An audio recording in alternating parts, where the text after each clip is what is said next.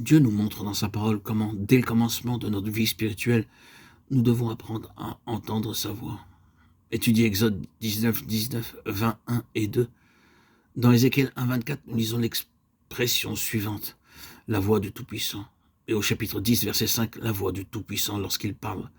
Dans 1 Roi 19, 12, un murmure doux et léger. Vous vous rappelez comment le ciel s'ouvrit, le feu tomba lorsque Élie, ce puissant homme de Dieu, pria. 1 Roi 13, 38. Puis la méchante reine menaça de tuer Élie au début du chapitre 19. Aussi, ce dernier a-t-il pu être peut-être pensé que Dieu punirait sûrement Jézabel. Et il s'enfuit et alla s'asseoir sous un genêt, car il en voulait à Dieu qui tardait à la punir. C'est ainsi que nous nous comportons parfois. Comprenant mal Dieu, nous commençons à douter de lui. Mais les voies de Dieu ne sont pas nos voies. Elles sont plus élevées que les nôtres. Il n'agira pas conformément à notre voie.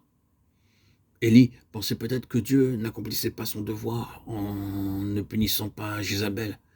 C'est pourquoi il dit au Seigneur, « Seigneur, désormais je ne serai plus ton prophète. » Or, si vous êtes fonctionnaire du gouvernement, vous devez adresser toute demande de démission 3 mois à l'avance. Mais Élie se contenta de donner un préavis d'1 jour. Il dit en fait, décharge-moi maintenant de mon ministère de prophète. Je ne parlerai plus en ton nom. Tu es allé te coucher, tu ne fais pas ton travail. Bien souvent, nous pensons de même et voulons commander Dieu. Cependant, Dieu ne dormait pas. Il conduisit Élie au sommet de la montagne, et là il résolut sa difficulté, et ceci d'une façon merveilleuse. Il eut d'abord un vent très fort, mais Dieu n'était pas dans le vent. Il se produisit ensuite un tremblement de terre qui ébranla la montagne. Mais l'Écriture dit que Dieu n'était pas dans le tremblement de terre. Puis vint un feu, mais Dieu n'était pas dans le feu.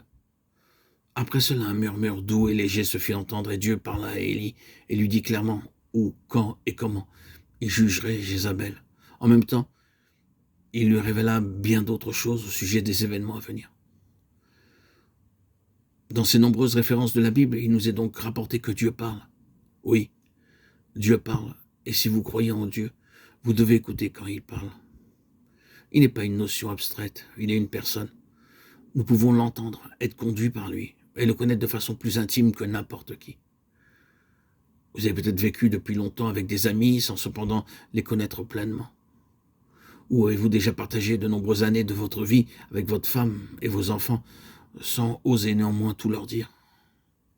Nous ne pouvons pas communiquer certaines pensées à d'autres, mais il nous est possible de parler librement à Dieu et de tout lui présenter. Nous pouvons nous adresser à lui en tout temps, en tout lieu, et entendre sa voix.